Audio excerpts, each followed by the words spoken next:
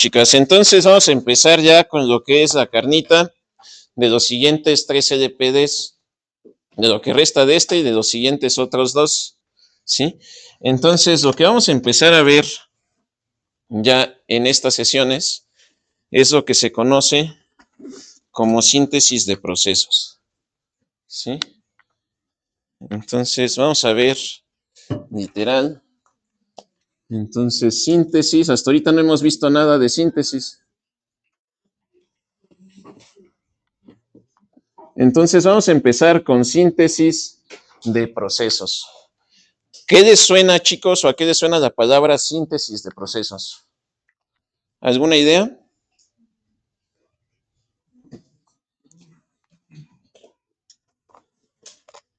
Bueno, la síntesis de procesos, chicos, consiste principalmente en determinar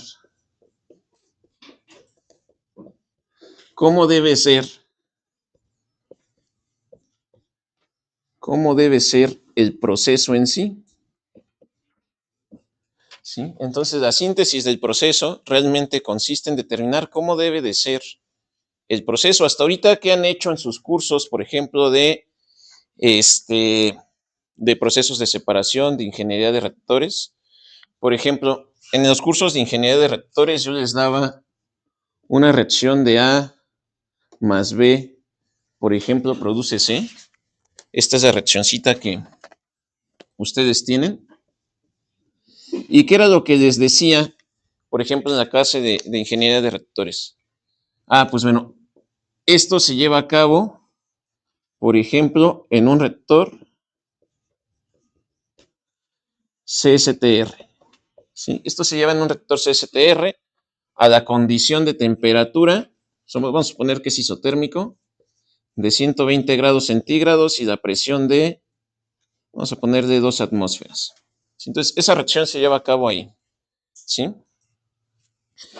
Y en sus cursos de procesos de separación, pues dicen, a lo mejor esto se tiene que llevar o se tiene que separar, ¿sí? En un tren de destilación, ¿sí? Que probablemente el tren de destilación, pues es algo así. Por aquí separo C y por aquí separo los otros productos que son A y B, por ejemplo. Bueno, los otros. Entonces, el proceso es algo así. Entonces, normalmente cuando ustedes están llevando la clase, ya se les da la estructura de qué es lo que tienen que separar, ¿sí? Pero ustedes pues ya se están encontrando ahorita con el problema del mini proyecto, de que no saben cómo tiene que ser el proceso, no saben qué materias primas tienen que usar seguramente. Y seguramente en su PT están igual, ¿sí? No saben de qué materia prima partir, no saben qué producto seguir, no saben qué reacción hacer, ¿sí? Si tienen reacciones, ¿sí? O no saben qué tipos de operaciones van a requerir, ¿sí? Si van a requerir bombas, si van a requerir compresores, si tienen un sistema de riego, cómo debe ser el sistema de riego, cómo deben de ser las bombas, cómo deben de ser, o sea, no tienen esa parte, ¿sí?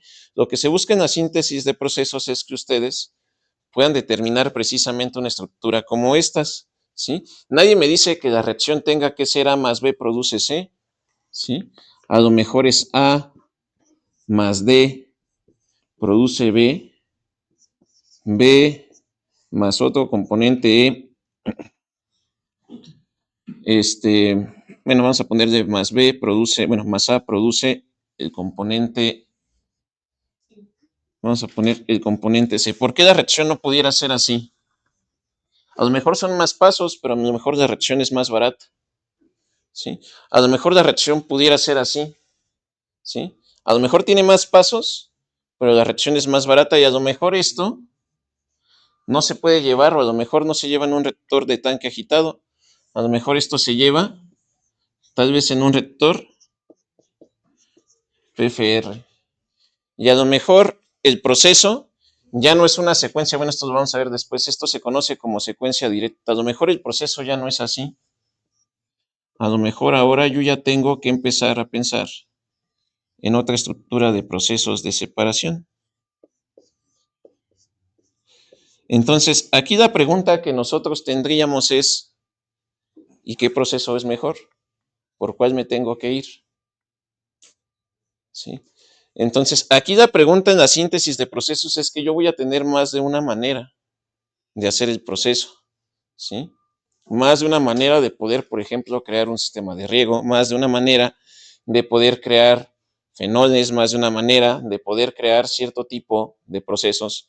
Y yo debo de determinar, de entre todas esas formas, cuál es la manera óptima o cuál es el mejor proceso. ¿Cuál creen que sea el mejor proceso en base a lo que hemos visto? Puede ser el más barato, pero no necesariamente. Puede ser el que tenga el menor impacto ambiental, puede ser el proceso más seguro, ¿sí? Entonces, para que yo pueda determinar una estructura de proceso, ¿qué necesito tener yo, chicos, chicas? Indirectamente yo necesito tener una función objetivo,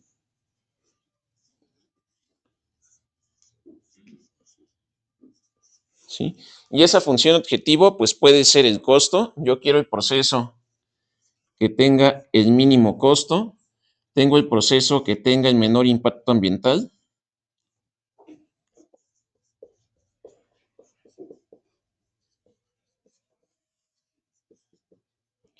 Y ahora sí, aquí vamos a requerir mucho de la simulación. Sí, aquí la simulación ya va a ser el pan nuestro de cada día. ¿Por qué?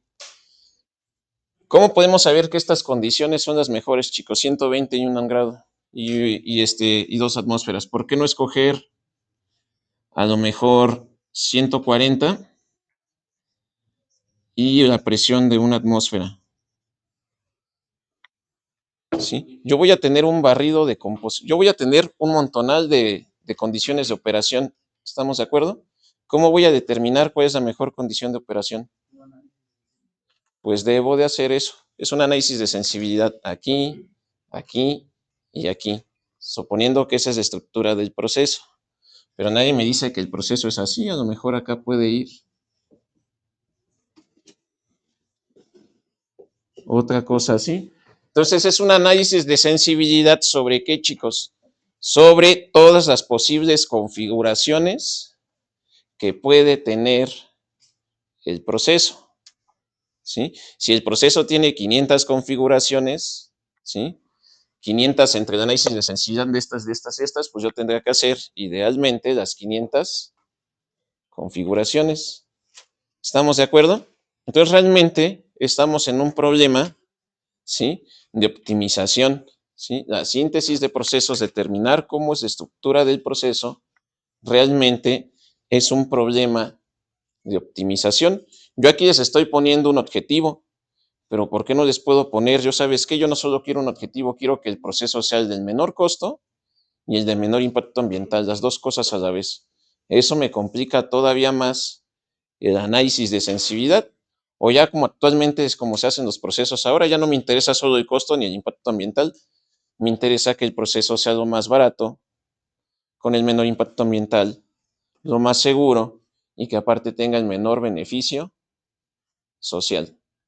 Y ahora ya no tengo que evaluar solo el costo, ahora tengo que evaluar el impacto ambiental, la seguridad y el beneficio social. Ahora tengo que cuantificar esas partes y aparte de eso tengo que variar todas las condiciones del proceso habidas y por haber en todas las posibles configuraciones habidas y por haber. ¿Qué pasó? ¿Y cómo se determina? Porque usted nos comentaba que hay veces que no se puede cumplir con todos los requisitos. ¿Cómo se determina cuál es el óptimo o cuál es el que puede escalar? Efectivamente, muchas veces no se va a poder con todo. ¿Qué proceso deberían de seleccionar ahí? Pues aquel que equilibre los mejores objetivos. Tendrán que determinar, hacer todo el barrido y decir, pues bueno, este a lo mejor no tiene el mejor costo, el menor costo, pero tiene el 90% del mínimo costo, ¿sí? Entonces ahí tendrán ustedes que ponderar, ¿sí? El que mejor equilibre todos los objetivos. ¿Estamos de acuerdo? Entonces realmente si somos estrictos, esto debería de resolverse con programación matemática, optimización, ¿sí?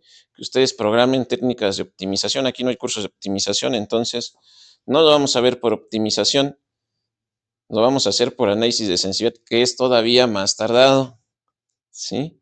Porque si no está por optimización, y no hemos visto, por ejemplo, qué es un principio de optimalidad, qué es una matriz hessiana, ni nada de eso, pues vamos a batallar. Entonces toca por análisis de sensibilidad, que todavía es más tardado, ¿sí? Entonces, dudas, preguntas, chicos, chicas, ¿no? Ok, entonces hay maneras de poder abordar la síntesis del proceso, ¿sí? Lo ideal es que yo pudiera tomar todas las posibles combinaciones, plantear todas las ecuaciones y poder optimizar las ecuaciones, ¿sí? Eso implicaría que, por ejemplo, una planta normal, pues no sé, programar los 2, 3 millones de ecuaciones, resolverlas simultáneamente y encontrar el óptimo, ¿sí? Eso sería de manera ideal, pero bueno, como no lo vamos a hacer así aquí, pues vamos a seguir la metodología tradicional de análisis o síntesis de procesos. ¿Y cuál es esa metodología? Pues vamos a seguir la metodología de diagrama de cebolla. Ya lo habíamos comentado. ¿Sí? Entonces vamos a seguir la metodología de diagrama de cebolla. Entonces, ¿qué me dice la metodología del diagrama de cebolla?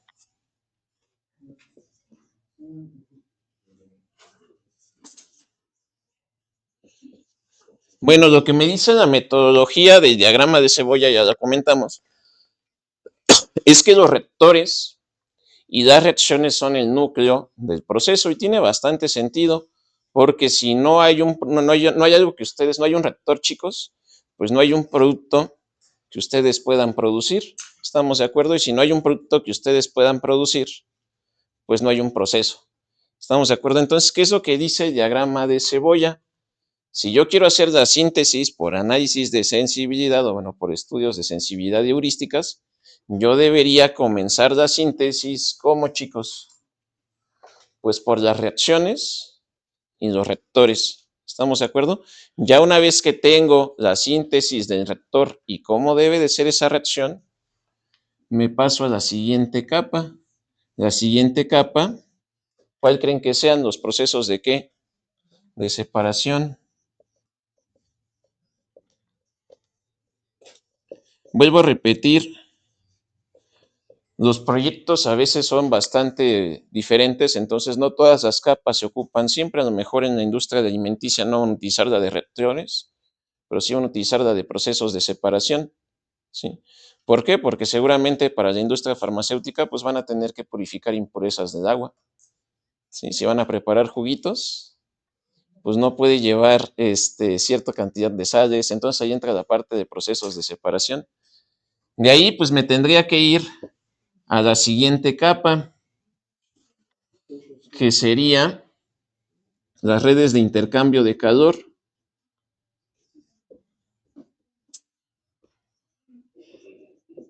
Estas son casi inherentes a cualquier proceso, casi cualquier proceso necesita ser calentado o ser enfriado. ¿Estamos de acuerdo? Entonces es el uso eficiente de la energía. Y por ahí otros autores añaden otra capa, que es las redes de agua.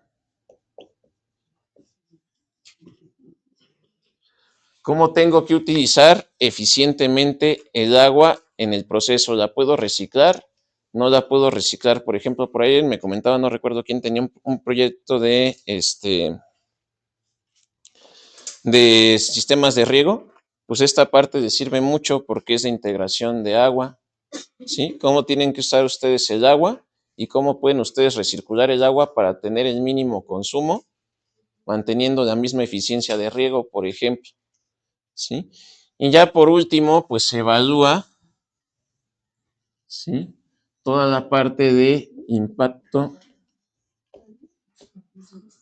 ambiental, ¿sí? Esto es típicamente, tradicionalmente se hace todo de manera conjunta. ¿Qué es lo que vamos a ver en los siguientes LPDs? Pues bueno, lo que vamos a ver, lo que restan las siguientes 3 semanas, pues vamos a ver la primera capa, los reactores y la síntesis de las reacciones. En LPD2 nos vamos a chutar las otras 2 capas. Esto va en el de 2, ¿sí? LPD2. Y en LP de 3, pues nos vamos a chutar la tercera capa. Bueno, la capa de impacto ambiental, seguridad y demás. Entonces, lo que vamos a ver de aquí en adelante ya va a ser pura síntesis de procesos. Y vamos a comenzar viendo por la síntesis de reactores y reacciones. De aquí en adelante ya van a ser este tipo de cosas. ¿Y qué vamos a necesitar para hacer esto, chicos, chicas? Aquí vamos a necesitar todos los conocimientos que han adquirido a lo largo de la carrera. Termodinámica 1, termodinámica 2, procesos de separación, ingeniería de reactores 1 y 2, transferencia de calor, transferencia de masa, flujo de fluidos. Aquí vamos a ocupar todo de todo, ¿sí? ¿Y cuál es el problema? Que si no se acuerdan de algo, pues van a tener que desempolvar los apuntes, ¿sí? Entonces aquí sí va a ser importante que tengan sus apuntes y si no, pues van a batallar bastante, ¿sí? Porque lo que vamos a ver aquí vamos a partir del hecho de que ya saben termo, ya saben flujo de fluidos, ya saben todo. Entonces vamos a explicar las metodologías de síntesis. Si se les complica algo, van a tener que regresar a los cursos de termo y ver cómo se deducen, ¿sale? ¿Dudas, preguntas, chicos, chicas? ¿No? Entonces ahora sí vamos a ver básicamente todo. ¿Puedo borrar esto?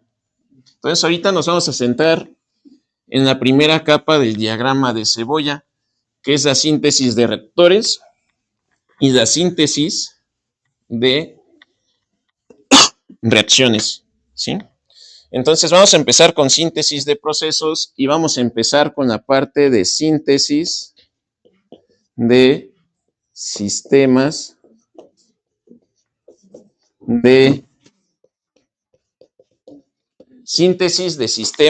de reacción, chicos, chicas, ¿sí? Y vamos a empezar concretamente, ¿sí? Con algo que se conoce como el método Solvay.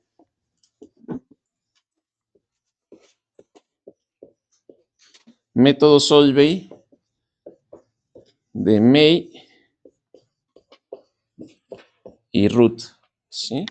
Vamos entonces a empezar con el método Solvay de May y Ruth. Es un método que se propuso por ahí del año 1976-75 y que es muy útil para generar sistemas de reacción, ¿sí? Entonces vamos a empezar por el método Solvay de May y Ruth. ¿Dudas, preguntas, chicos, chicas?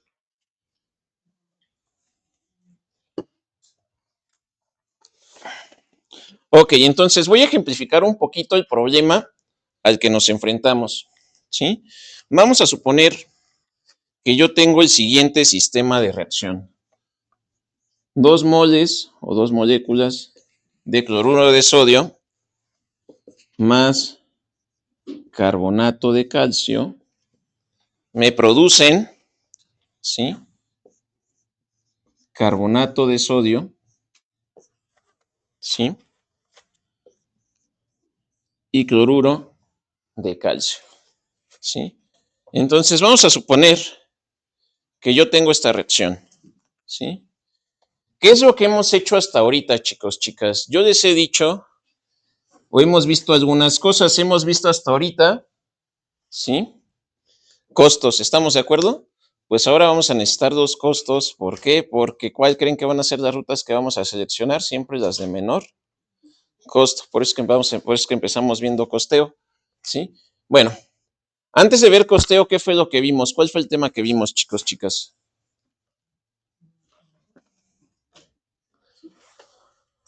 Vimos algo que se llamaba potencial económico. Entonces vimos algo que se llamaba el potencial económico.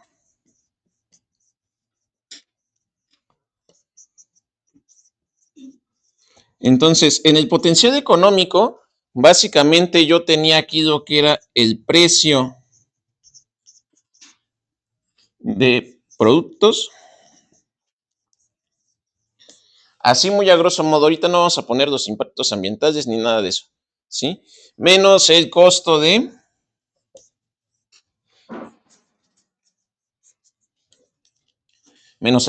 reactivos. ¿Estamos de acuerdo?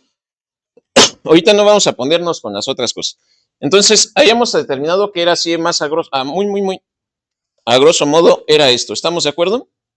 Vamos a sacar ahorita el precio por mol. Vamos a suponer que el precio de este carbonato de calcio es de $100 por mol. Vamos a dejarlo aquí sin esto. Este viene siendo de $50 por mol. Y aquí vamos a poner que este viene siendo de $10. Me estoy inventando las composiciones. Y aquí de $20 por mol. ¿Estamos de acuerdo? Y le sacan el potencial económico a esto. ¿Sí? Entonces ustedes tienen esto, le sacan el potencial económico. El precio de los productos pues sería $100 USD por mol más $50 menos $20 USD por mol más 2 por $10 por mol. Entonces vamos a suponer que ustedes le sacan el potencial económico a este proceso. ¿Cuál sería el potencial económico de entrada-salida, chicos, chicas? El potencial económico. ¿Cuál sería el potencial económico de este proceso? Son $150 menos 40, ¿sí? Entonces, este proceso tiene un potencial,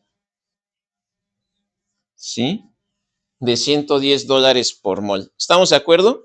¿Sí o no? ¿Todo bien hasta aquí? ¿Notan algún problema aquí, chicos, chicas? ¿Notan algún problema en esta reacción? Ya vimos que tiene potencial. ¿Notan algún problema o algún potencial problema con esa reacción?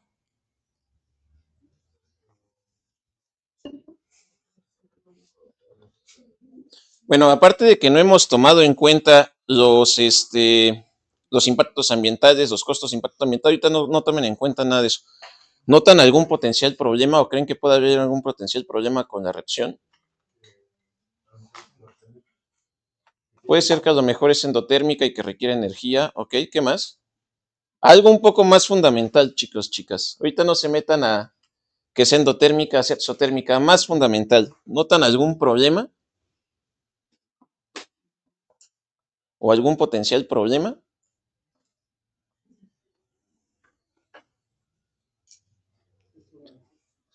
Es más caro el costo de los reactivos. No, de hecho son más baratos. No, un potencial más fundamental que tiene que ver con la reacción, chicos, chicas. Termodinámica 2, de hecho, de la carrera. ¿Algún potencial problema que puedan encontrar aquí? No necesariamente. Para empezar, ¿se han preguntado si esta reacción se puede llevar a cabo? Pues resulta que esta reacción, chicos, esta reacción es termodinámicamente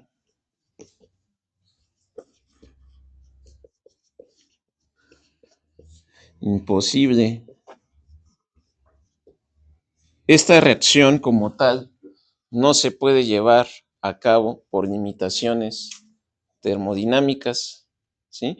Entonces sí, muy bonita la reacción, pero resulta que la termodinámica y la naturaleza me impiden que yo pueda llevar a cabo esta reacción, ¿sí?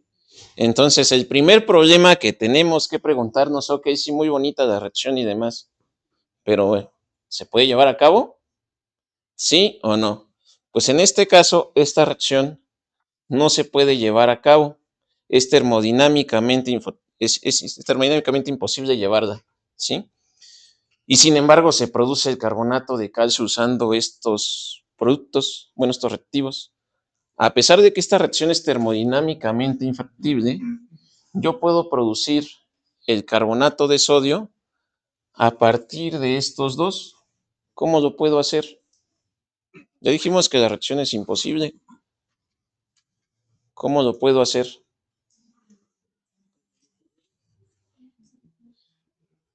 Lo puedo producir a partir de esos dos, pero la reacción es imposible. Entonces, ¿cómo le hago?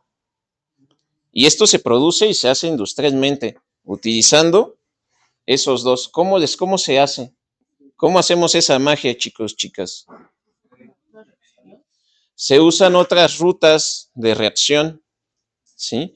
Para poder llegar hasta esta parte de aquí. La reacción como tal no se hace, sino que se hace por rutas o pasos más pequeñitos. ¿Estamos de acuerdo? Entonces, lo que vamos a hacer aquí es determinar ese tipo de pasos. Entonces, cuando yo me refiero que vamos a ver el método de May y Root, ¿puedo borrar esto que está abajo? Cuando yo digo que vamos a ver el método de May y Root, pues a lo que me estoy refiriendo es que vamos a ver el método para reacciones termodinámicamente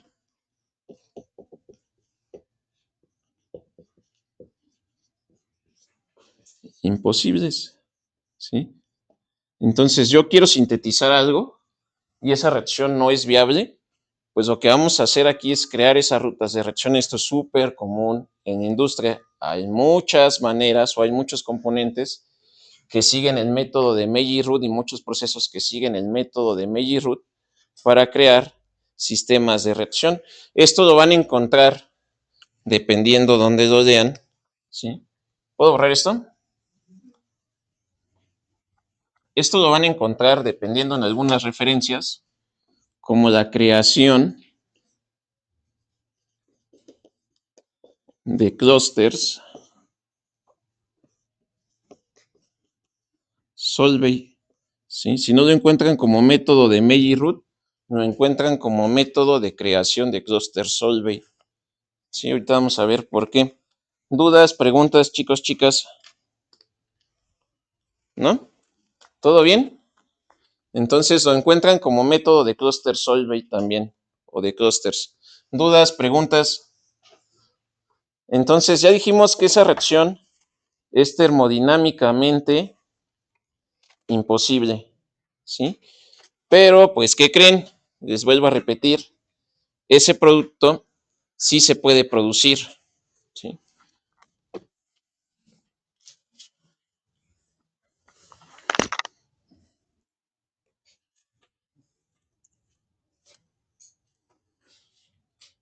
¿Dudas, preguntas, chicos, chicas?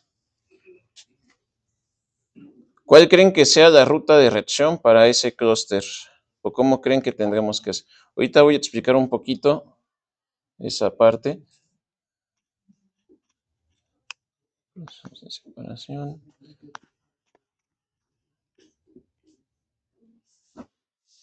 ¿Dudas, preguntas? ¿Todo bien? Ok, entonces déjenme.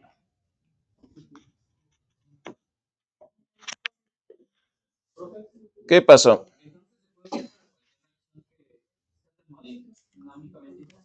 Sí, para cualquier reacción que sea termodinámicamente infactible. Ahorita vamos a definir cuál es el criterio para que sea termodinámicamente infactible.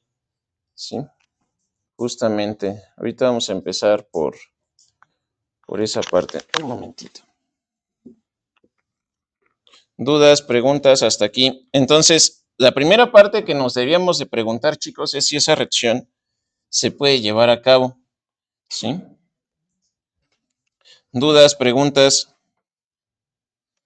Entonces, eso primerito que deberíamos de preguntarnos, ¿eso se puede llevar a cabo? Sí, ¿no?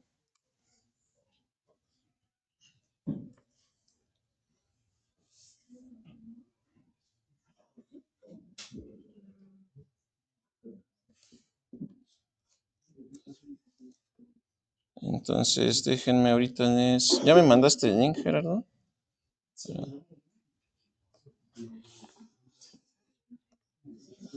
Déjenme nada más.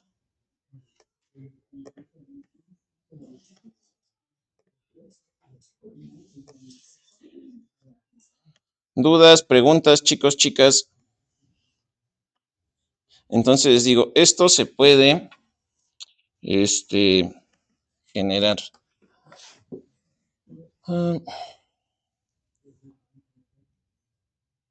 Así, aquí está. Entonces déjenme descomparto pantalla.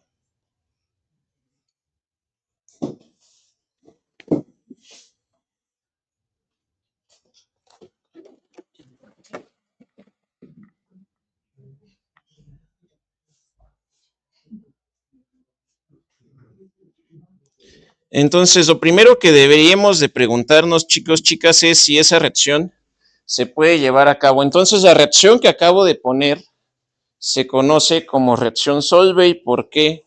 Porque resulta que esa reacción no se podía sintetizar, no podíamos sintetizar nosotros el carbonato de sodio, ¿sí? No fue hasta más o menos 1860 que Ernest Solvay, escribe así, Ernest, es con la S aquí, Ernest Solvay, descubrió una manera de sintetizar el carbonato de sodio, ¿sí? Déjenme comparto pantalla, ¿verdad? Okay, toda la pantalla.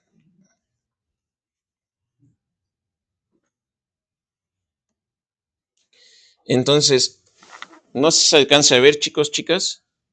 Esta es la reacción que les acabo de poner, ¿sí? ¿Cuál es la cuestión? Entonces, esta reacción es justamente la reacción que les acabo de poner y no se puede llevar a cabo bajo ninguna condición de presión y temperatura. Ustedes pueden buscar la presión y temperatura que ustedes quieran y esa reacción no la van a poder hacer, no la van a poder llevar a cabo, ¿sí? ¿Qué es lo que necesitan hacer? Pues bueno, lo que descubrió Ernest Solvay en 1860, pues fue que yo puedo sintetizar el carbonato de calcio utilizando un sistema de reacciones. ¿Por qué de llevarlo a cabo en una sola reacción? A lo mejor lo tengo que llevar en un sistema de reacciones. ¿Y qué características tiene ese sistema de reacción?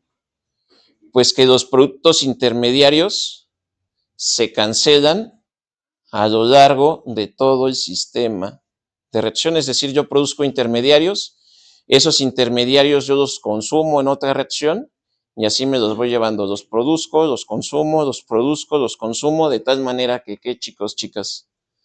De tal manera que la reacción global sea la reacción que ustedes querían originalmente. ¿Estamos de acuerdo? Entonces, lo que vamos a hacer, pues va a ser aprender a crear esos sistemas o esas rutas de reacción. Se llaman clústeres o conjuntos de reacción Solvay. ¿Por qué? Porque lo que vamos a aprender es a crear ese clúster de reacciones. Y para eso vamos a necesitar pues mucha termodinámica, ¿sí? Principalmente termo 2, ¿sí? ¿Dudas, preguntas? Entonces se llaman, vuelvo a repetir, se llaman clústeres porque no va a ser una sola reacción, sino yo voy a tener que crear el conjunto de reacciones. Y esta es una posible ruta. Desgraciadamente, pues hay diferentes rutas para poder llegar. Esta es una a la que llegó Ernest Solvay, pero nadie me dice que solo es esa, ¿sí? A lo mejor puedo llegar a otra y yo tengo que seleccionar, ok, ya tengo otra ruta, otro posible clúster. ¿Cuál clúster debería de seleccionar, chicos, chicas?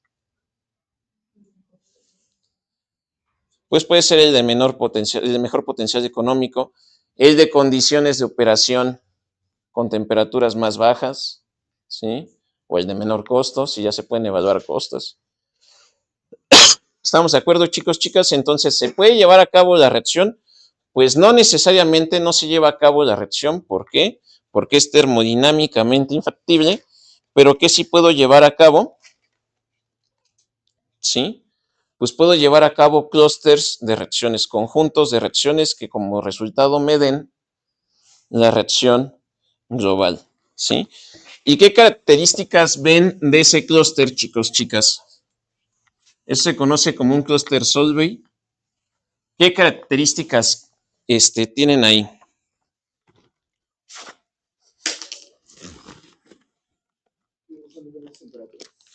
Uno, sí, generan diferentes temperaturas, pero algo de, un poquito más fundamental, ¿se generan algún subproducto aparte de los de las reacciones originales? ¿Algún intermediario sobrevive? No, ¿verdad? ¿Qué es lo que pasa con los intermediarios, chicos, chicas? Todos se consumen y todos se reaccionan. Eso es una condición muy importante de un clúster Solvay, ¿sí? Entonces, una condición importante de un clúster Solvay es que no genera residuos, o en teoría no genera residuos. En la vida real, pues sí se generan, porque no siempre se llevan a cabo las reacciones, a veces el equilibrio lo impide, pero idealmente o termodinámicamente, en la idealidad, no se genera residuos por subproductos, o bueno, vamos a poner por intermediarios. Entonces, en teoría, en la idealidad, pues no se deben de generar subproductos, sí. En la vida real sí se generan, pero se generan o tratamos que se generen lo menos posible. ¿Y esto por qué? Porque todos los intermediarios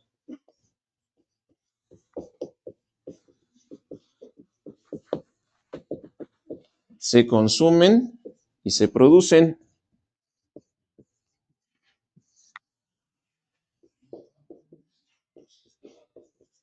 Entonces, todos los intermediarios se consumen y se producen, ¿sí? Y esto es súper común que ustedes vayan a la industria y encuentren procesos que utilizan sistemas de reacción como estos sistemas clúster tipo Solvay. Entonces, esto es súper común en la industria química. La mayoría, yo me atrevo a decir que el 50% de muchos de los productos que nosotros usamos usan reacciones de clúster tipo Solvay, ¿sí? Por ejemplo, les digo, hay muchos procesos, vamos a poner así, existen muchos procesos que siguen el principio Solvay o el principio de clúster.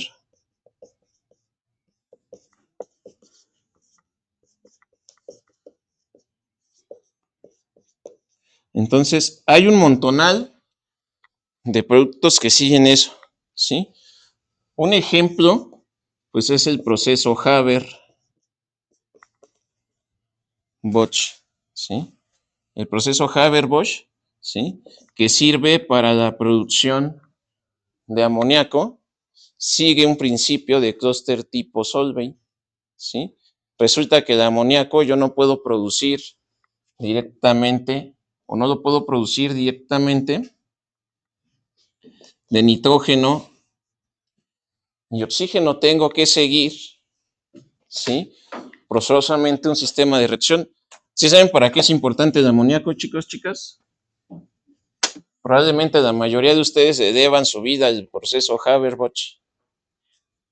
Así de importante es, ¿sí? ¿Por qué creen que es importante el amoníaco? La mayoría de ustedes, yo creo que tienen, ¿sí? Seguramente átomos de nitrógeno en su cuerpo que fueron producidos por el proceso Haber-Bosch. Es uno de los procesos más importantes que ha creado el ser humano. Allá por allá querían comentar algo.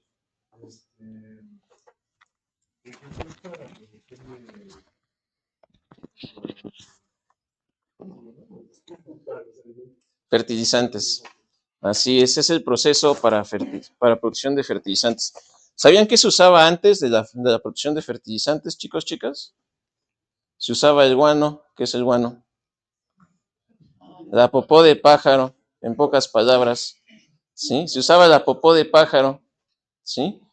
¿Por qué? Porque ellos producen básicamente amoníaco, producen nitrógeno de una manera que se pueda asimilar. Hay mucho nitrógeno en el ambiente, pero la mayoría es N2, que es difícil de romper y no es bioasimilable, ¿sí? ¿Y qué pasa si no tienen nitrógeno las plantitas? Busquen ahí en internet cómo se ve una planta sin nitrógeno en el suelo. Las plantas no crecen, ¿sí? Entonces es súper importante el proceso Haber, ¿sí? El proceso Haber es lo que nos permitió tener los sistemas de cultivo y de producción, ¿sí? Actuales. Les voy a encargar que vean un videíto de realmente lo importante que es el proceso Haber-Bosch para la industria actual, ¿sí? La mayoría de los alimentos utilizan la fertilización con amoníaco y esa fertilización viene del proceso Haber, ¿sí? Es lo que permitió que pasáramos, no sé, a tener más o menos unos 8,000 millones de habitantes. Actualmente, entonces, le debemos esto sí, y este sigue un proceso tipo clúster. ¿Cuál es otro proceso que sigue un proceso o que sigue un esquema tipo clúster? ¿Sí? Pues es el proceso, por ejemplo, de cámaras de plomo, por ejemplo. Bueno, esto ya no se usa mucho, ¿sí? O el proceso de contacto.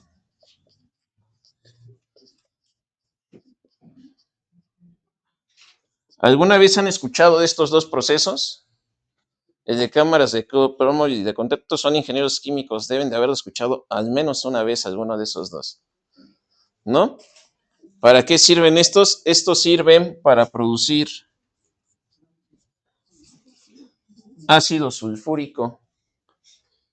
¿Creen que es importante el ácido sulfúrico? El ácido sulfúrico es el reactivo más importante que hay porque sirve básicamente para cualquier ruta de síntesis. No sé si sabían que la economía o el potencial económico o el nivel de desarrollo tecnológico de un país, más bien, se mide, o una manera de medirlo es en la cantidad de cuánto ácido sulfúrico produce, ¿sí? Es uno de los reactivos más importantes. ¿Por qué? Porque sirve casi para cualquier síntesis química, desde farmacéuticos, alimentos, petroquímica, química, incluso actualmente en bioprocesos se sigue usando. Entonces, la economía o el nivel de desarrollo de un país se mide por su capacidad para producir ácido sulfúrico, ¿sí? Y el proceso de producción de ácido sulfúrico, ya sea por cámaras de plomo o el método de contacto, sigue un esquema tipo clúster. Y así como estos, pues hay un montonal, ¿sí? Por ejemplo, el proceso de producción de anilina también sigue un clúster, un proceso tipo clúster, ¿sí? El proceso de tetracloruro de carbono también sigue un proceso tipo clúster, ¿sí? La producción de butadieno, y así me la puedo seguir. Hay un montonal de procesos que siguen un clúster así. ¿Eso quiere decir que voy a tener un solo reactorcito en el proceso, chicos, chicas? Pues no, voy a tener un montonal de reactores con un montonal de procesos de separación. ¿Estamos de acuerdo? Entonces, esto, pues es súper común en la industria. De hecho, es muy raro que a veces puedan llegar de reactivo que ustedes quieren en una sola reacción. Muchas veces van a tener que seguir reacciones de este tipo. ¿Dudas, preguntas, chicos, chicas?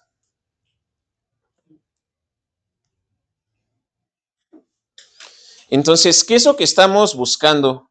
¿O cuál es el objetivo de estas reacciones tipo clúster? Pues es tener un conjunto de reacciones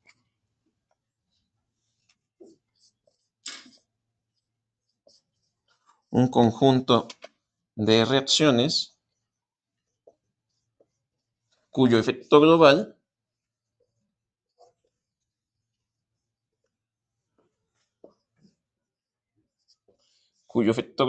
sea el de la reacción imposible.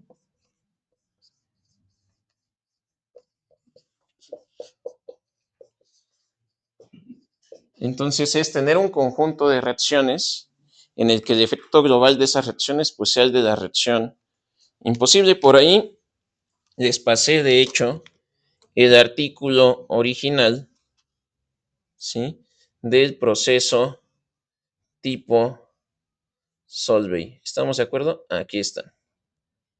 Entonces, este es el artículo original, ¿sí?, de May y Ruth, donde se describe precisamente todo el procedimiento, y es lo que vamos a estar viendo. Hoy vamos a aprender a hacer estas chivas de aquí. ¿Dudas, preguntas? Por eso es importante que vayan leyendo el artículo, ¿sí? ¿Dudas, preguntas? Entonces aquí vamos a necesitar la termodinámica. Lo que vamos a generar va a ser ese sistema de gráficas, ¿sí? Y vamos a necesitar la termo a todo lo que da, ¿sí?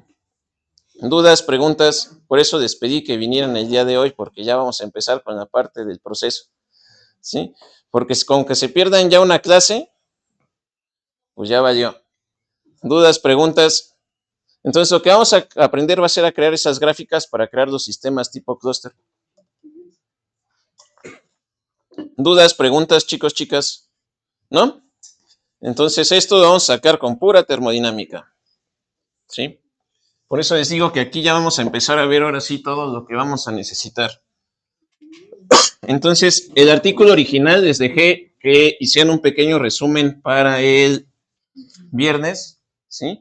Y les digo, aquí viene el proceso original. Desgraciadamente, pues Meiji y Ruth partieron de la idea de que ya sabíamos termodinámica, entonces no explican cómo calculan algunas cosas, pero no se preocupen, aquí lo veremos, ¿sí? Entonces ellos ya parten de la idea de que ya sabemos ciertas cuestiones termodinámicas básicas, pero aquí están básicamente las gráficas de Cluster Solvay que vamos a estar viendo. ¿Dudas, preguntas, chicos, chicas? ¿No? Entonces, para empezar a ver esto, pues vamos a definir tres conceptos muy básicos, ¿sí? Entonces, ¿para qué? Vamos a poner de aquí los 3 puntos. Vamos a poner de aquí 3 puntos para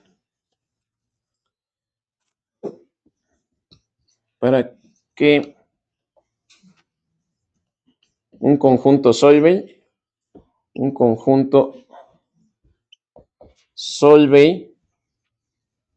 tenga potencial.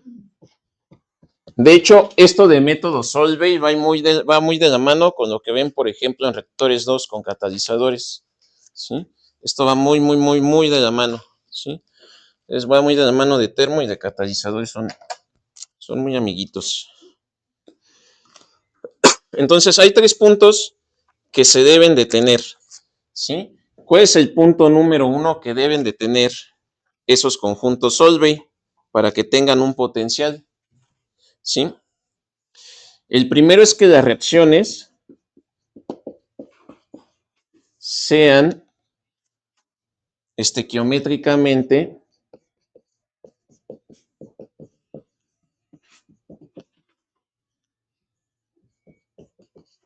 consistentes. Entonces tienen que ser estequiométricamente consistentes. ¿Qué quiere decir eso? Ya lo acabamos de ver hace un momento. ¿Cuál es la condición, chicos? Todos los intermediarios, ¿qué pasa?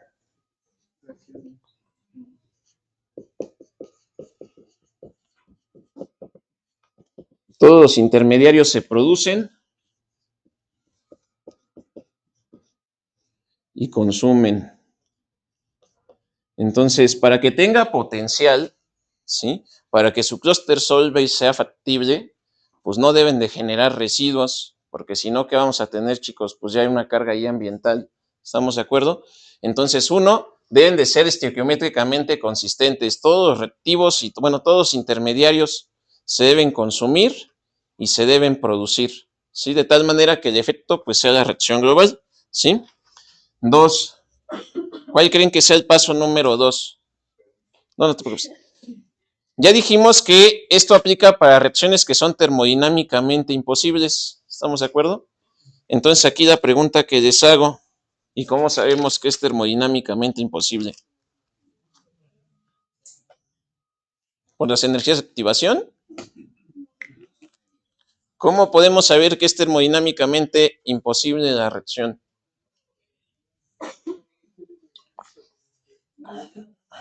¿Quién da más, quién da menos? ¿Cómo podemos saber si una reacción se puede o no llevar a cabo? ¿Y por qué? Por la energía libre de Gibbs. O nada más porque se nos ocurrió la energía libre de Gibbs y ya está.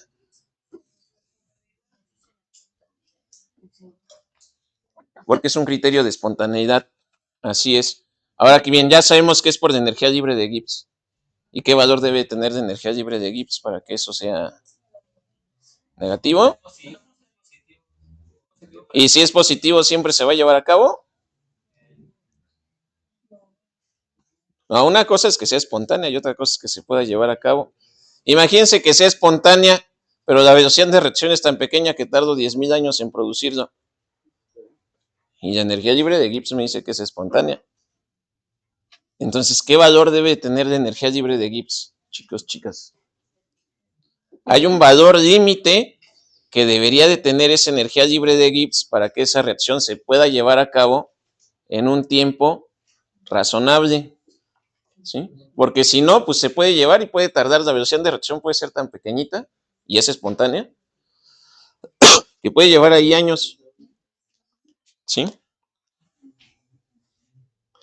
Entonces, aquí viene el segundo punto. Cada reacción intermedia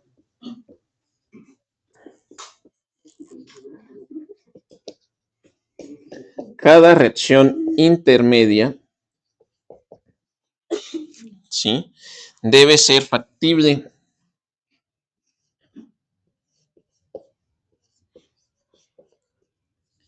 Entonces, para que esto se pueda llevar a cabo, pues si yo quiero hacer una reacción termodinámicamente imposible, pues las reacciones intermedias deben de ser posibles, si no, pues no tienen razón de estar ahí.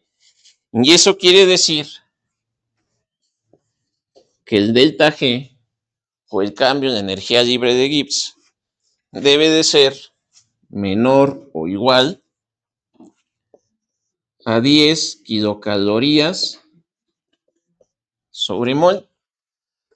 Vamos a considerar básicamente, chicos, que cualquier reacción que tenga una energía libre de Gibbs mayor o un cambio de energía libre de Gibbs mayor a 10 kilocalorías por mol es termodinámicamente imposible. Ese va a ser nuestro criterio. Si el delta G de la reacción es mayor a esto, esa reacción va a ser termodinámicamente imposible. ¿Estamos de acuerdo? Ese va a ser nuestro criterio, ¿sí? Cualquier reacción que sea termodinámicamente posible debe de tener forzosamente un delta G más pequeño, 8, 2, 3, 1, ¿sí? Para que sea posible. Entonces, para que sea posible, ¿sí? Esto debería tener valores de 8, 6, 7, 1. Debe tener ese delta G más pequeñito. Todo lo que sea mayor a 10 kilocalorías por mol va a ser infactible. ¿Estamos de acuerdo? Y el tercero, y ese ya más un poquito de reactores 2, no sé, los que están llevando clases con Omar o demás, las reacciones deben tener una cinética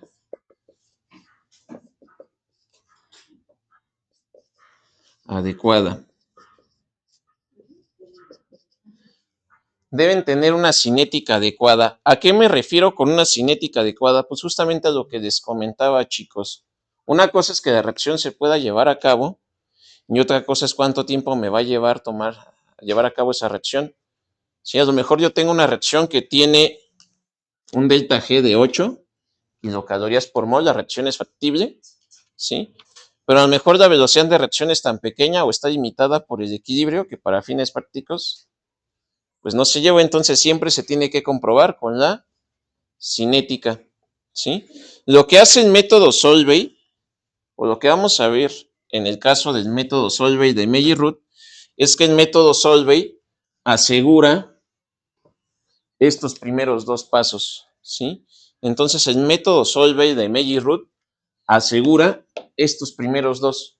Asegura que la reacción sea estequiométricamente consistente y asegura que las reacciones sean factibles, ¿sí? Posteriormente viene un proceso de verificación, ¿sí? De la cinética. Entonces, el método de Meyer-Ruth, si lo quieren ver así, sirve para estos primeros dos pasitos, ¿sí? ¿Dudas, preguntas, chicos, chicas? ¿Qué es lo que vamos a ver? ¿Sí? Entonces, si yo quisiera hacer un sistema de síntesis de reacción, pues tendría que hacerlo del método Solvay y aparte comprobar con la cinética si es homogénea, heterogénea. Pues es un problema un poquito laborioso. No difícil, pero laborioso. ¿Dudas, preguntas, chicos, chicas? Entonces, vuelvo a repetir, el método Solvay de Meyer-Ruth sirve para estos primeros dos pasos. Paso número 1 y paso 2, ¿sí? El paso 3 lo tenemos que verificar con la cinética de esa reacción. En pocas palabras, con el catalizador específico para esa reacción. ¿Estamos de acuerdo? ¿Dudas, preguntas? ¿No? Pues bueno, vamos a empezar. Ahora sí, ya a ver el método Solvay. Entonces, esto simplemente fue la introducción. ¿Sí? Ahora sí, básicamente vamos a empezar con el método Solvay de May y Ruth. ¿Sí? Ok, entonces todo el método Solvay de May y Ruth, pongan mucha atención aquí, se basa en una cuestión, ¿sí? Se basa en un pequeño concepto que es, de hecho, bastante importante. Ese concepto se conoce como diferencia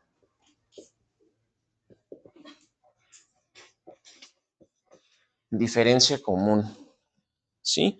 Aunque no lo veamos o aunque no se vea a primera mano, pues resulta que todos estos conjuntos de reacciones tienen una diferencia o tienen algo en común. Todas esas reacciones tienen algo en común, que ya lo veremos. ¿Alcanzan a ver qué tienen en común, chicos, chicas? Bueno, aparte de que se cancelan y se producen, ¿no? No suele ser muy obvio al inicio, pero ya lo veremos, ¿sí? ¿Dudas, preguntas? ¿No? Ok, entonces estas reacciones todas tienen algo en común, pero les vuelvo a repetir, no se ven tan obvias, ¿sí? Y es ahí donde viene el concepto de diferencia común, ¿sí? Entonces, vamos a explicar ese concepto de diferencia común. Vamos a considerar la siguiente reacción. Vamos a suponer que yo tengo una reacción de A más B produce el reactivo Z, ¿sí? Entonces, A más B produce el reactivo Z. Y esta cosa tiene un delta G mayor a un parámetro que le voy a llamar epsilon, ¿sí? ¿Qué epsilon qué creen que sea? Epsilon para nosotros va a ser el límite termodinámico,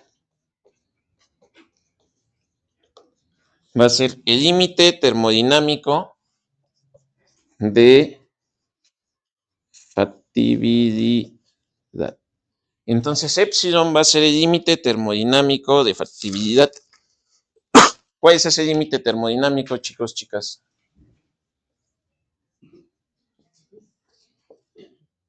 $10 kilocalorías por mol, ¿sí? ¿Dudas, preguntas? ¿No? ¿Todo bien? Entonces, esto es mayor al límite. ¿Es factible o no es factible la reacción, chicos, chicas? Esta reacción es infactible.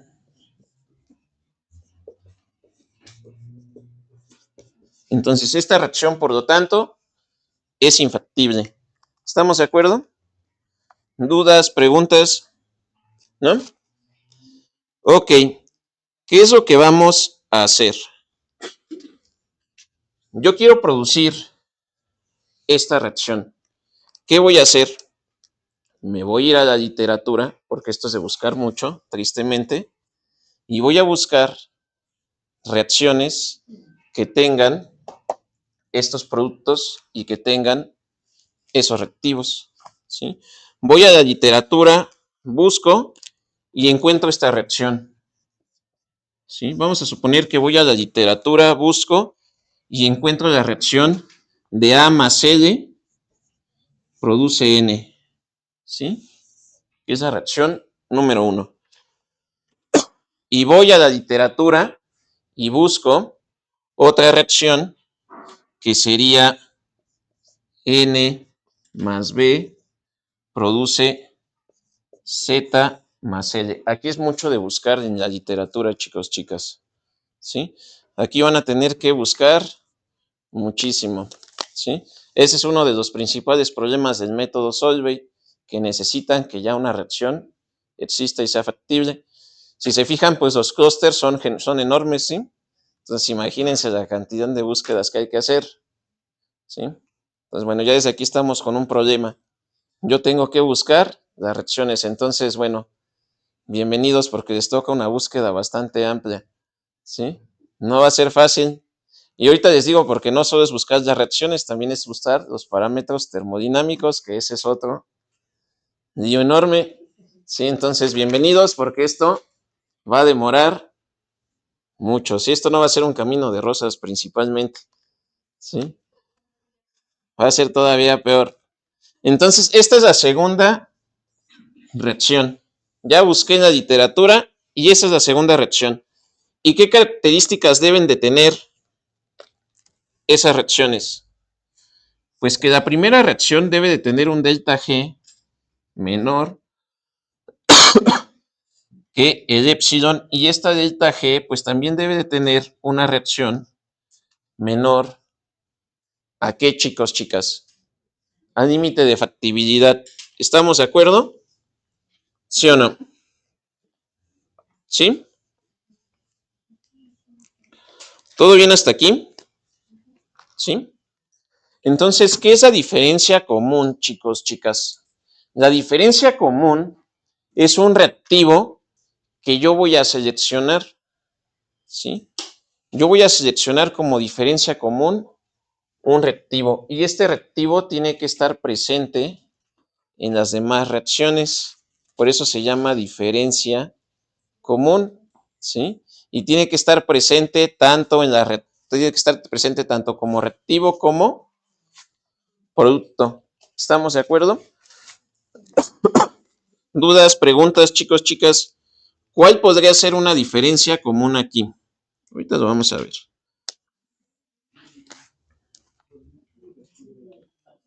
Ahorita lo vamos a definir.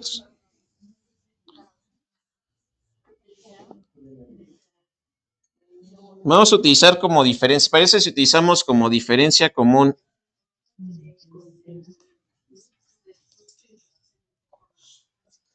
Vamos a utilizar como diferencia común en reactivo A, ¿sí?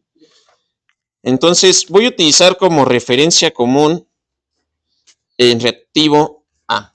¿Estamos de acuerdo? A esta le voy a llamar reaccioncita 3, o bueno, vamos a ponerle no reaccioncita 3, sino la reacción neta. ¿Estamos de acuerdo? Porque estamos de acuerdo que si yo cancelo esta N con esta N y esta L con esta L, ¿qué me da, chicos, chicas? La reacción original que vamos a llamar la reacción neta. ¿Estamos de acuerdo? ¿Qué pasa si yo decidiera utilizar el reactivo A como diferencia común? Bueno, lo que voy a hacer es que quiero que vean estos, en vez de verlo como una flecha, véanlo como si esto fuera un signo igual. Y ahora yo ya tengo un sistema de ecuaciones, ¿sí? A más L produce N, N más B es igual a Z más L. Entonces, quiero que dejen de pensar en eso como reacciones y ahora ya son un sistema de ecuaciones. Ahorita vamos a ver en qué consiste el sistema de ecuaciones, ¿sí? Entonces, vamos a suponer que yo decido despejar o rearreglar, por ejemplo, la reacción número 1. Vamos a rearreglar la reacción número 1. Sería A es igual a N menos L. ¿Sí? Creo que no hice nada del otro mundo. ¿Estamos de acuerdo? Vamos a rearreglar ahora la reacción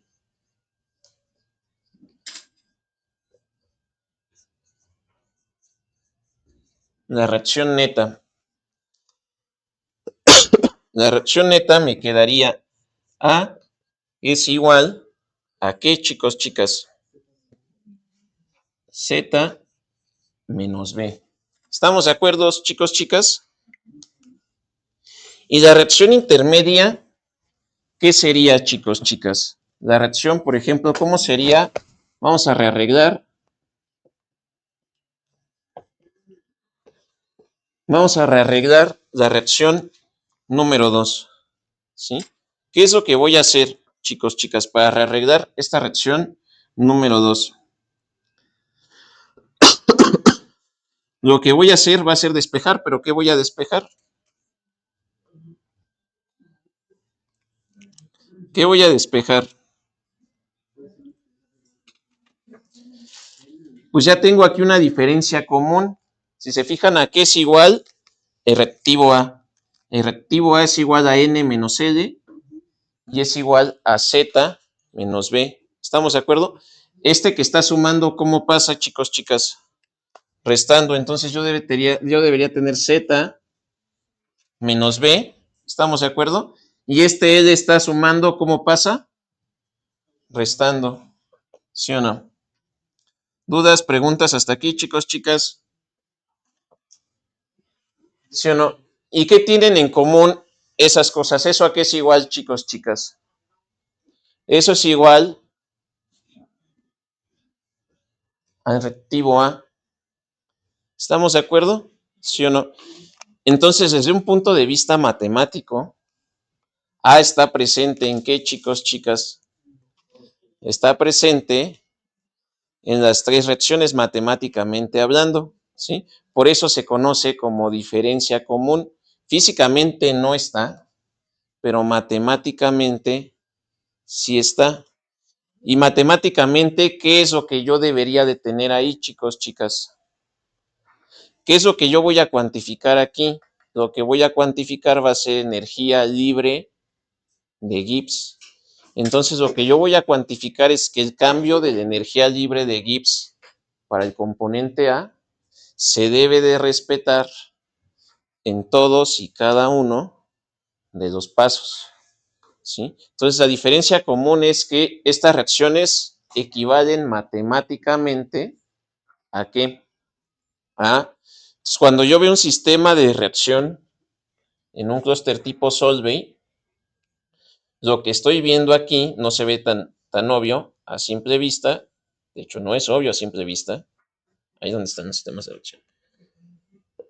Es que siempre hay una diferencia común. Para el clúster Solvay o el método Solvay que acabamos de ver, ¿cuál era la diferencia común? No se ve tan obvio. La diferencia común es que todas las reacciones tienen cloro en su estructura. Todas las reacciones deben de tener cloro y esa es la diferencia común, cloro molecular. Entonces, ¿qué fue lo que hicieron para el método Solvay? Ernest Solvay buscó todas las reacciones que tienen productos y reactivos como cloro y se aplica algo como esto. Entonces, en este caso, la diferencia común es el cloro, ¿sí? Y para yo poder hacer la síntesis, pues yo necesito buscar reacciones que tengan cloro, ¿sí? En el caso de ustedes pueden seleccionar cualquier otro, ¿sí? Pueden haber seleccionado, ¿cuáles eran los reactivos? Bueno, pueden haber seleccionado otra cosa que no fuera cloro. Pueden haber seleccionado, pues el carbonato, pueden haber seleccionado cualquier otra cosa, ¿sí? Eso va a depender mucho, pues también de la cantidad de datos que tengan. Entonces, aquí no hay como que una regla para seleccionar esa cosa, ¿sí?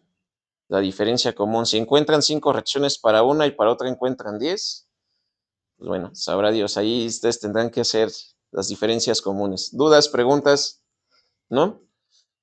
Entonces, ¿cuál es la diferencia común? Es esto. ¿Dudas, preguntas, chicos, chicas? ¿No? ¿Todo bien?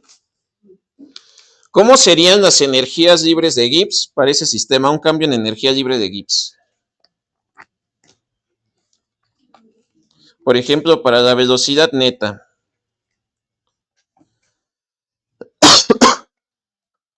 ¿Cómo sería un cambio de energía libre de Gibbs? ¿Cómo sería este cambio para una velocidad neta?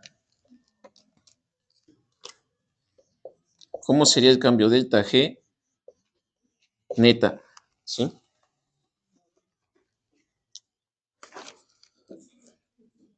Bueno, pues esto sería, recuerden que lo que nosotros hacemos es la energía libre de Gibbs de dos productos, o el delta G de productos, menos el delta G de reactivos. ¿Estamos de acuerdo? ¿Sí o no, chicos, chicas? ¿Estamos? Bueno, y pongo delta G porque en realidad pues hay energías de formación y cositas así. Pero lo pueden dejar nada más como G si quieren. Por ejemplo, el delta G para la reacción 1, pues ¿qué sería? La energía libre de Gibbs para para el componente N menos la energía libre de Gibbs de A más L. ¿Estamos de acuerdo, chicos, chicas? ¿Dudas, preguntas? Y aquí, pues este debe ser el delta G2, que debe de ser G de Z, la energía de Gibbs para el componente Z, para el componente L, menos G de N más G de B. Ahorita lo vamos a poner así. ¿Estamos de acuerdo, chicos, chicas? ¿Todo bien hasta aquí? Entonces, ¿entienden más o menos cuál es el concepto de diferencia común? Entonces, la diferencia común básicamente es que las reacciones que yo busque deben de tener un componente en común, ¿sí? En este caso, para el caso de la ruta Solvay, pues ¿cuál era? El cloro, ¿sí? ¿Dudas, preguntas, chicos, chicas? ¿No? Bueno, ¿cuál creen que sea el problema aquí? Aquí hay dos problemas. Problema número 1, buscar las reacciones. Problema número 2, ¿cuál creen que sea?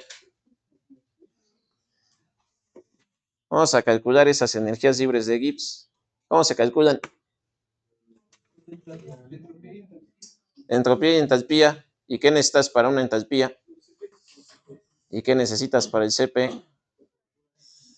¿Y qué más? Hay algo que ahí que se conoce como polinomio, ¿no? Hay que buscar polinomios, ¿sí? Y si no están los polinomios, pues hay que crearlos a partir de entalpías de formación. Los que ya llevan procesos, además, ya son los expertos buscando polinomios de CPs. Pues bueno, aquí los vamos a buscar. Si allá se tardaban buscándolos para dos componentes, aquí es como exponencial, porque aquí no va a ser para uno, va a ser para n componentes. Ahorita vamos a ver esa parte, ¿sí? Dudas, preguntas. Aquí vamos a sacar sus habilidades de búsqueda a todo lo que da, ¿sí? Vamos a buscar esos polinomios por debajo de las piedras. Pero antes que nada, chicos, chicas, antes de pasar a ver cómo se buscan esos polinomios, ¿sí? ¿Qué característica deben de tener esos deltas G? Habíamos dicho. Tienen que ser menores o iguales a 10 calorías, ¿sí? ¿Estamos de acuerdo? Esas diferencias tienen que ser menores o iguales. Ahora bien, ¿qué es lo que voy a hacer? ¿Esos deltas G de qué dependen, chicos, chicas? Estos deltas G, ¿de qué son función? Son función de la temperatura. Entonces, cuando yo voy y veo gráficas del método Solvay, ¿qué es lo que estoy viendo? Estoy viendo gráficas de temperatura contra qué. Deja de compartir, ¿verdad, Gerardo? Sí. Entonces, ¿qué es lo que estamos viendo aquí, chicos, chicas? Lo que estamos viendo aquí son gráficas de energías libres de Gibbs contra temperatura. Y esto me va a ayudar porque tengo que saber interpretar estas gráficas. Entonces, antes de meternos a calcular esto, quiero que interpretemos cómo se calculan estas gráficas, porque yo viendo estas gráficas puedo ver cómo es el sistema de reacción. ¿Qué es lo que se hizo aquí en el método Solvay? Ya tengo todas sus tareas programadas, por cierto, de todos los trimestres, ¿sí? Entonces, va a haber una para vacaciones también. Para estas.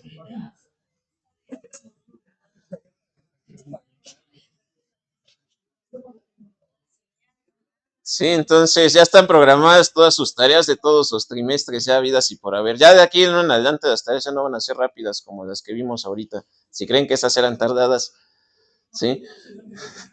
Estas van a ser mucho más, ¿sí? Entonces, bueno, aquí pongo un ejemplo, ¿sí?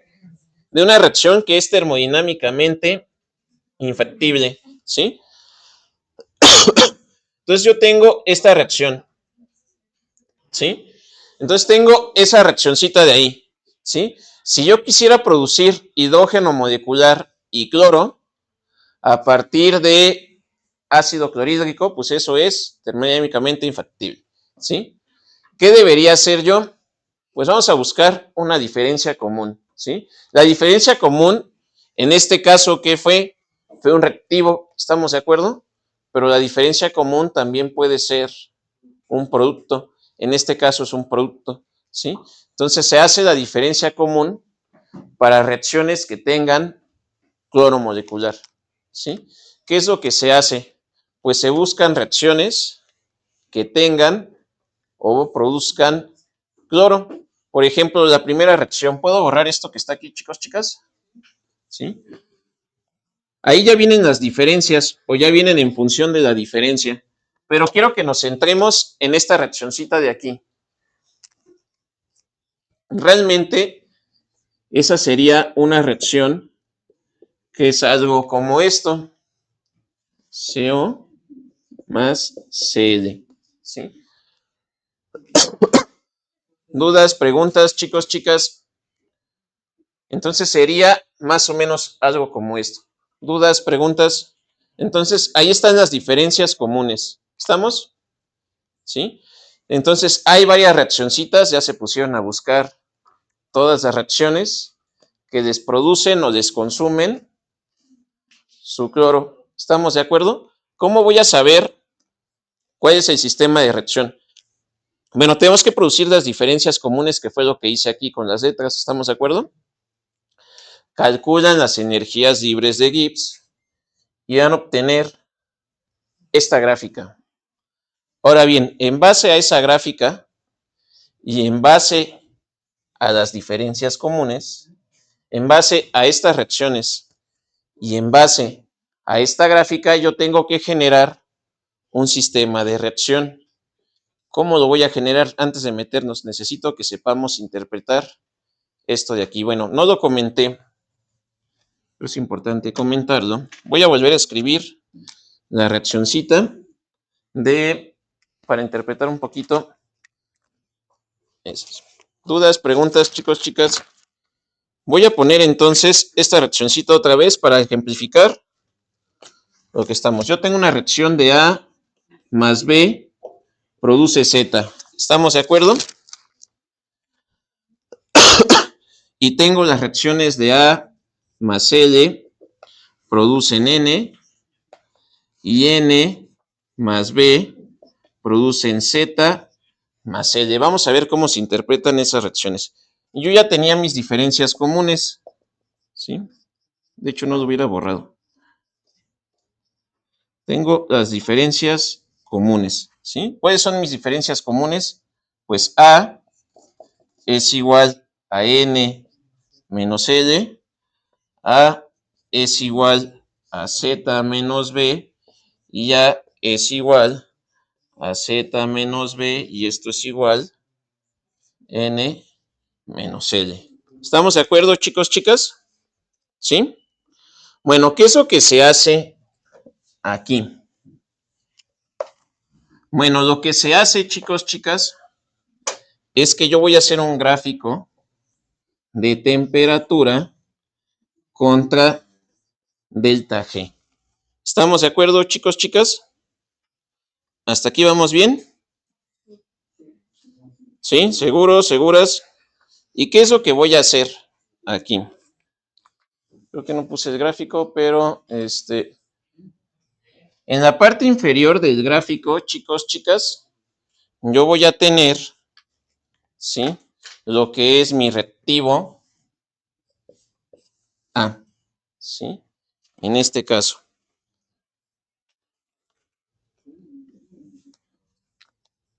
¿Dudas, preguntas, chicos, chicas? Bueno, en ese caso, pues está allá arriba. ¿Dudas, preguntas hasta aquí? ¿Cómo es esta reacción, por ejemplo?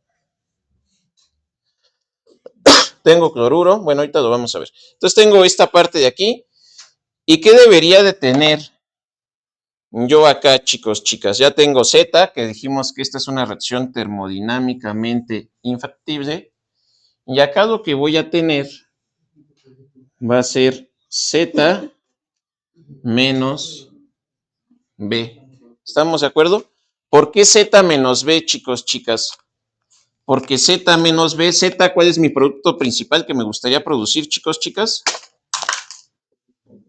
Es Z, ¿estamos de acuerdo? Z debería de tener forzosamente un cambio de energía libre de Gibbs mayor, ¿estamos de acuerdo? Bueno, pues ¿qué es lo que pasa? Resulta que esto que yo estoy graficando aquí viene siendo la diferencia común N-L, ¿sí? Entonces, ¿en qué intervalos podría yo hacer la reaccioncita? Ahorita lo vamos a ver más adelante con un ejemplo, ¿sí? Yo dije que el delta G tiene que ser menor a ¿qué, chicos, chicas? A 10. Entonces, yo debería de fijarme todos aquellos intervalos en donde el delta G se cumpla donde se cumpla el epsilon. Vamos a suponer que se cumple ahí y que se cumple para este rango de aquí así. Entonces, ¿cuál sería el rango de factibilidad de esta reaccioncita? Vamos a suponer que esta sería, vamos desde T1 hasta T2. Entonces, esta reacción solo es factible en este rango de temperaturas donde se cumplen, ¿qué? Esas diferencias. ¿Estamos de acuerdo? Y lo mismo acá. Acá solo es viable en donde se producen, pues, esas diferencias. Ahorita vamos a ver cómo se interpreta ahí la tabla. Entonces yo debo de fijarme en aquellas diferencias o en aquellos valores donde el delta G sea menor a 10. ¿Estamos de acuerdo? Y entonces yo puedo tener N reacciones, ¿sí? Y esto siempre va a ser así. Voy a tener una línea de diferencias comunes de reactivos y una línea superior de diferencias comunes de productos. ¿Estamos de acuerdo? Si se fijan, aunque aquí no lo parezca, así está. ¿Cuál es mi diferencia común aquí, chicos, chicas? El cloro. ¿Dónde está mi línea de cloro acá, chicos? Es esa de ahí. ¿Estamos de acuerdo? ¿Cuál sería la otra diferencia? Si se fijan, aquí tengo una línea que es 2 moléculas de cloro más una de hidrógeno. ¿Estamos de acuerdo? ¿De dónde creen que sale eso? Este está sumando, ¿cómo pasa? Restando. ¿Dónde está la otra diferencia? Aquí está en esta línea de aquí. ¿Sí o no? Entonces, las líneas de reactivos siempre se van a ver como líneas rectas abajo, las líneas de productos hacia arriba, y lo que yo tengo aquí son las gráficas de las diferencias comunes. Aquí ya está el ejemplo de cómo debe de ser el sistema de reacción. Por ejemplo, se selecciona la diferencia común de hidrógeno y en este caso sería cloruro de cromo y, bueno, tricloruro de cromo y dicloruro de cromo. ¿Por qué? ¿Dónde está esa diferencia común aquí? ¿Dónde está el cálculo de la entalpía? Bueno, el cálculo de energía libre de Gibbs es esta línea que está aquí. ¿Estamos de acuerdo? ¿En qué intervalo se cumple que ese delta G es menor a 10, chicos, chicas? Aquí me dice que es entre 410 y 710 Kelvin. Vamos a ver. 410 es más o menos como desde aquí hasta 710. Vamos a ver que sería 600. Vamos a poner hasta aquí que es 700. ¿Estamos de acuerdo? Entonces, todo el mundo tenga en cuenta esta línea de aquí, la línea recta. ¿Estamos de acuerdo? Bueno, recta entre comillas. Entonces, estamos desde 400 hasta 700. ¿En qué intervalo se cumple esa diferencia? Yo tengo que fijarme en las diferencias de esta línea con las de estas de aquí. No sé si se alcanza a apreciar, ¿no? Déjenme, lo hago o lo dibujo. Aquí necesitan, por eso les decía que era importante que vinieran, porque si no, esto va a valer. Entonces voy a marcar con una línea azul la línea de tricloruro y dicloruro. Bueno, la voy a marcar con una línea roja para que se distinga.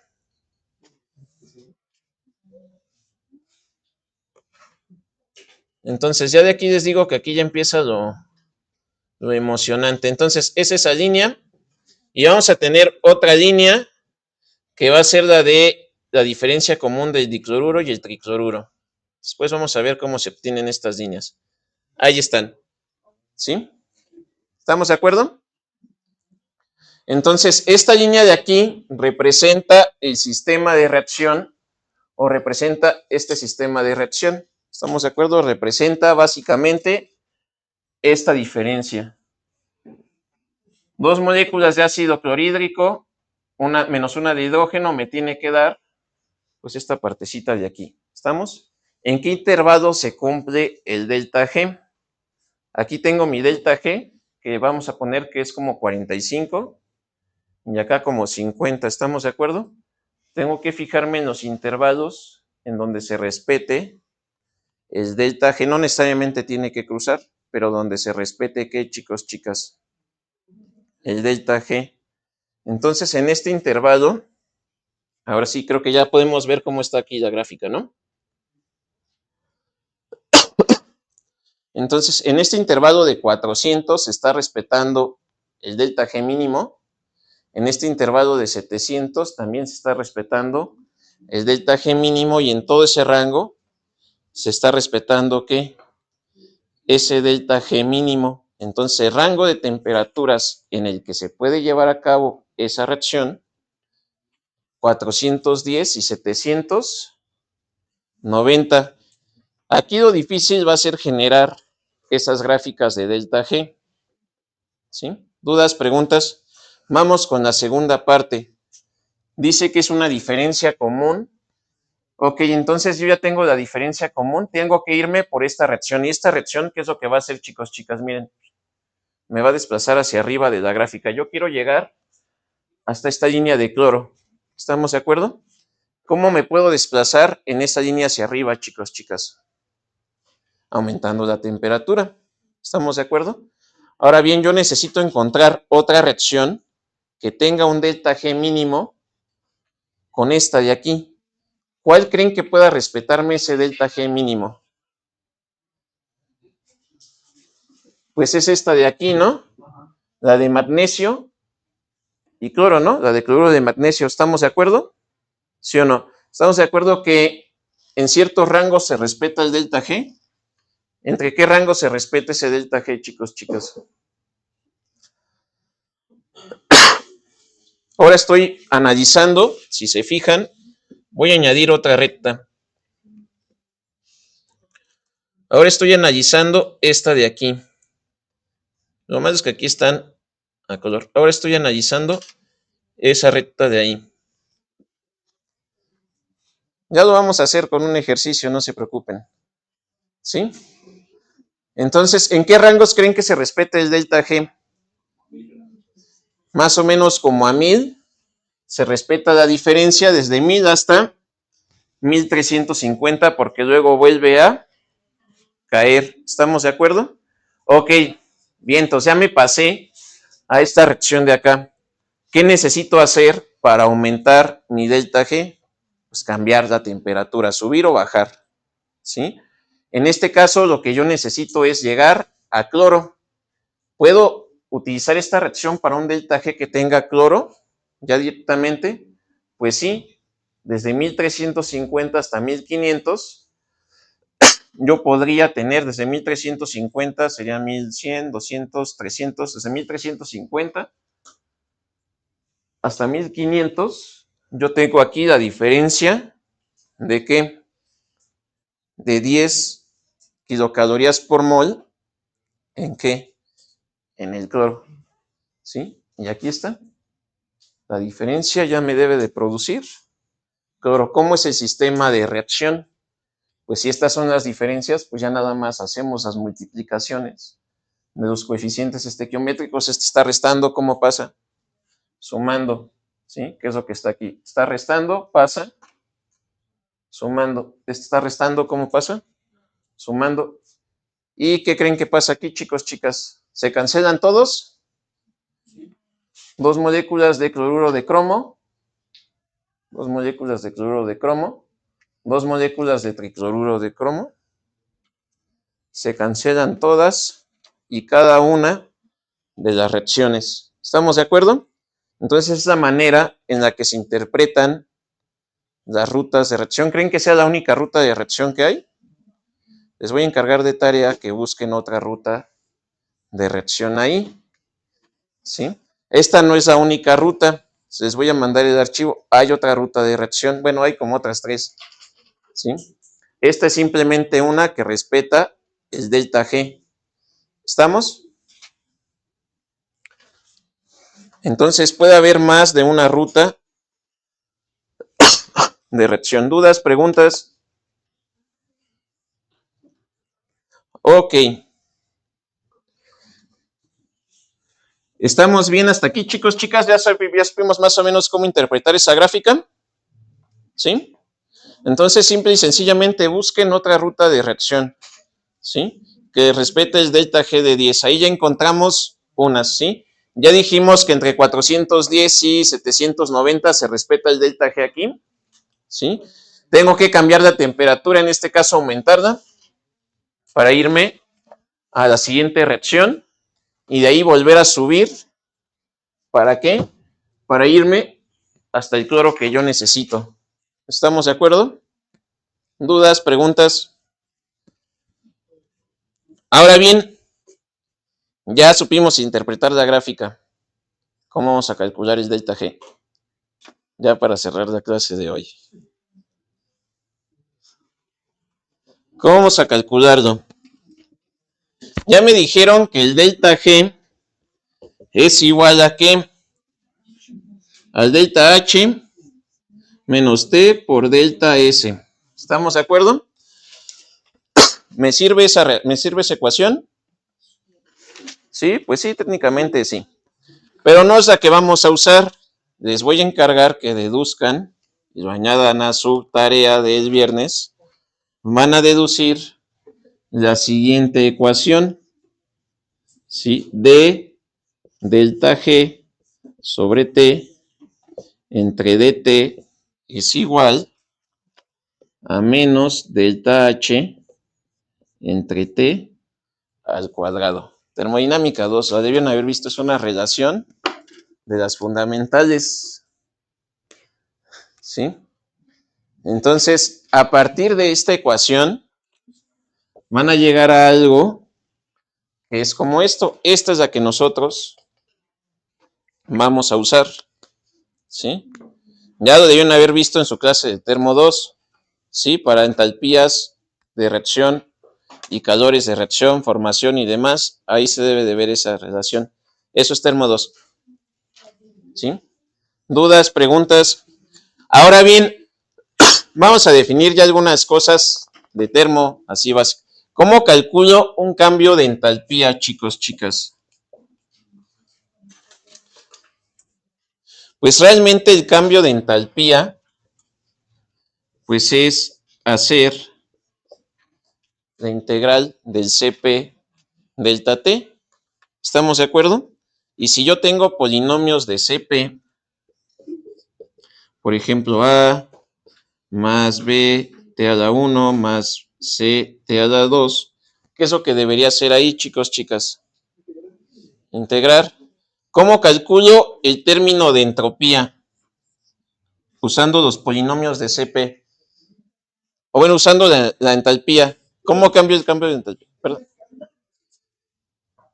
¿El cambio de entropía? ¿No? Busquen las relaciones termodinámicas, termo 2, chicos, chicas. ¿Cómo sería? Busquen de dónde salen estas relaciones.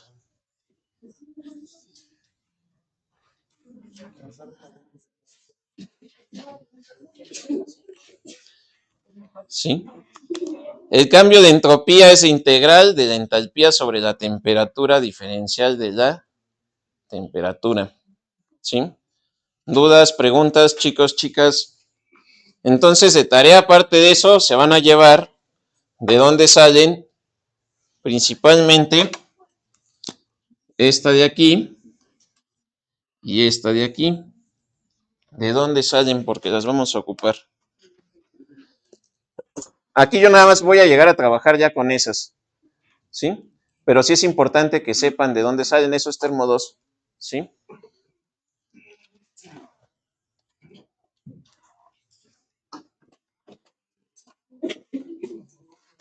¿Dudas, preguntas? ¿No? Entonces, la siguiente clase vamos a ver cómo se hace esto. ¿Qué les voy a encargar para la siguiente clase, chicos, chicas? Traigan tablas de CPs, de ecuaciones de CPs. ¿Estamos de acuerdo? Las van a necesitar.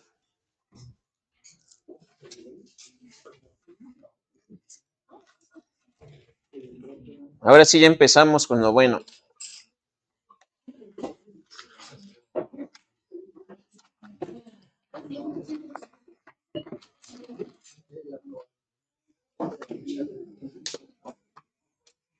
Chicos, que tengan una excelente tarde o mañana.